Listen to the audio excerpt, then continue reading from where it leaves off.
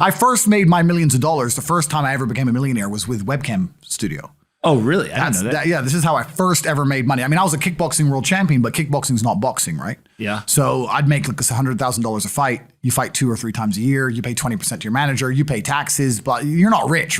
So you get like 30 to 40% of the money. Yeah. And I didn't consider myself rich, like 30, 40 grand chunks, twice a year, maybe 3 times a year, living in London. London rents, need a car. You're trying, you're not rich in any way. And that's actually the reason I retired, because I woke up one day and I thought, I'm giving 6 hours a day of absolute focus and energy to this. And I believe I'm smart enough that if I put that much tenacity into something else, I can be a multimillionaire. I truly believed that. I was like, I've realized now I've reached the pinnacle of kickboxing. My choice is either to change over to MMA, which I was offered to do earlier in my career, but at the time, the kickboxing contract paid more money. I had to pay the bills, so I went with kickboxing. Change over to MMA, learn to wrestle, change over to UFC, blah, blah, blah. But this is also like 7, 8 years ago where even the UFC didn't pay the money it pays now. But the UFC still doesn't pay that much money from what I understand. No, if you're like top 5 or champion, yeah. But most of the dudes you're going to see there in the prelims, they're getting 10 grand a fight, 9 grand a fight. It's nothing, right? So it'd be like starting my career all over again. And at the age of 28, I thought, I don't have the gumption to start again. I've been through hell for this. I've broken my hand 8 times. My ribs have been broken. I don't want to do this all over again. So what do you do when you realize that, hey, maybe I don't want to keep fighting? I decided to get rich. What does that mean to you? When you're sitting there, you're getting, $30,000, $40,000 kind of net on a per fight basis. Is rich to you like, hey, I want a couple $100,000, $1 million, $20 million, $1 billion? I wanted 30 or 40,000 every month. 30 or 40,000 every month. So about $500,000 a year, give or take. Okay. I thought if I had that much money, I could do whatever I wanted. Okay. That's what I decided I wanted to do. So what's step one that you do? So step one is, maybe that's how we ended up here together, my friend. Step one is, decided to be very logical about it. Chess player, right? So it's like, I want money. What is money? How do banks work? How does credit work? What's fractional reserve banking? All these things we now know to be the biggest cons of the century, right?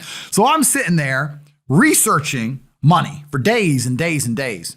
And then I get more mad because I'm like, whoa, money's trash and I don't have any.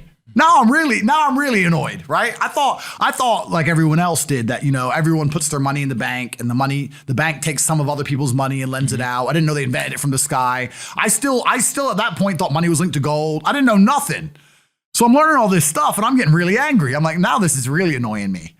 So anyway, I had a piece of paper there and I'm in my research phase and it start writing down some dude on YouTube. I don't know who he was, some dork. He was a pro gold guy. This is before, maybe Bitcoin was probably around then, but like early. He was a pro gold guy saying buy gold, buy gold, buy gold. And he was saying the difference between an asset, a liability, et cetera, et cetera. So I started trying to write down what I had. I was like, I have an apartment, I have a BMW. I'm in good shape, but I already use that for fighting. What can I do? I can play chess. I'm just writing down the things I have and what I'm good at. And then I kind of realized, I was like, I've got like 8 girlfriends.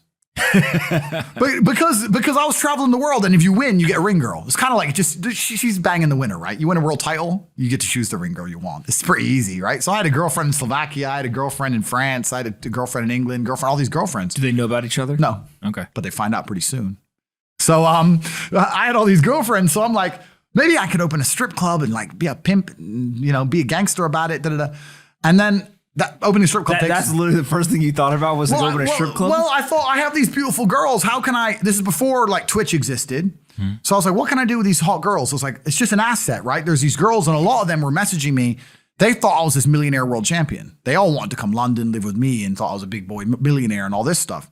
So it's like they do because of social media. Well, partially because of that. And also because they met me. I turn up, I fight, I win the world title, I leave. We're texting each other. They assume I'm this big boy, right? So I'm kind of like, what am I going to do? What am I going to do? I thought, man, I investigated strip clubs, way too much money. But this asset class of beautiful women was kind of on my mind for a few days. And then by absolute coincidence, I stumbled upon somewhere on the internet. I was on one of those websites where you used to download like free games and bullshit from. And in the corner somewhere it said, hot girls want to talk to you now or something. I said, hot girls. So I clicked on that, not because I was interested, but because I thought I have hot girls. And it was one of those webcam websites.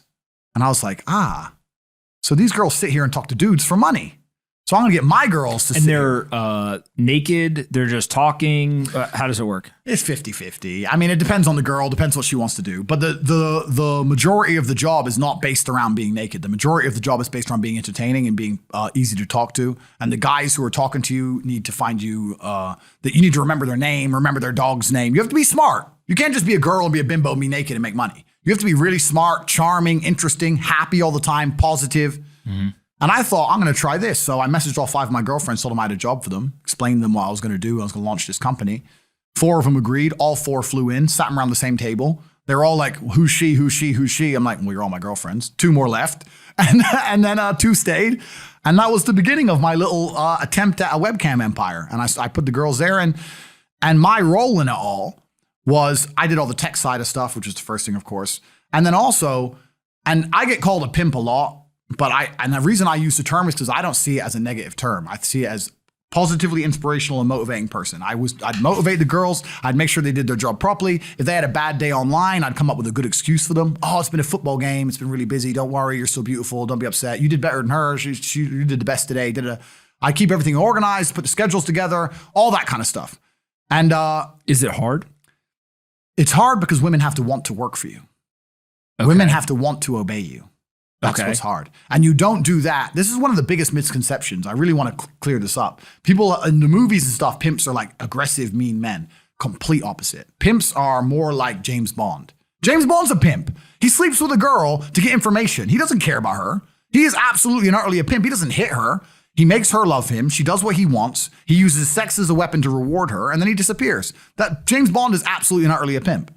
So I say pimp because everyone calls me a pimp online, tries to go, haha, you're a pimp, they're going to get offended. It's like, no, beautiful women wanted to work for me, and they wanted to work for me because I displayed supreme competence. And they knew if they worked for me, they'd make a lot of money. So whenever I was out, I'd meet a waitress and say, well, look, you're working 10 hours a day for pennies. You can work 10 hours a day for me, make 10 grand a month, 20 grand a month. And over time, I just built up this big little empire of webcam girls. At one point, I had 4 locations, 75 girls working for me. And I was doing. And we say locations, like, explain what goes into a location. I just rent houses. All right. So you rent a house, and in the house, you just literally, hey, go live here. There's like technology set up. Yeah. And then you can basically just sit in front of the computer and literally be on the other end of one of these webcams. Yeah. And guys are paying by the minute, by the hour, whatever, to talk to you. Yeah. It's their choice whether they are doing it fully clothed, just talking, getting naked, whatever, and then you're taking some cut of it. Yeah, basically. So I had girls who would live in the house, and that was pretty impressive. I just broke down the webcam business. Bang, you done it, man. You nailed it. No background information. Yeah, you nailed it. You nailed it. You nailed it. So the girls who lived in the house would have set amount of hours they want to do, and then we'd have rooms that they could book in and do X amount of hours. A girl could come and do 1 a week or whatever. We'd have rooms they could share. And then, very much exactly like you said. They'd go online, they'd do their hours, they'd have their regular customers, they'd get their money. And then I'd take around half of the money, around 50%. You take 50%. Around 50%. Okay. Is that high or low compared to the rest of the industry? I'll tell you why it's very low. It's low because every time a girl would quit and try and do it by herself, she'd make a fraction of the money overall because she hasn't got the instruction. She hasn't got the motivation. She's just lazy with it, right? And women have a very different mentality to money than men. If you show a woman how to make $1,000 in an hour, she'll think, I only have to work an hour a week. Whereas if you show a man how to make $1,000 an hour, he thinks, I can make $18,000 a day. That's the difference between us. So if I had a girl working for me making $20,000, she got 10, I got 10. If she quit, she'd make 3 for herself, if that.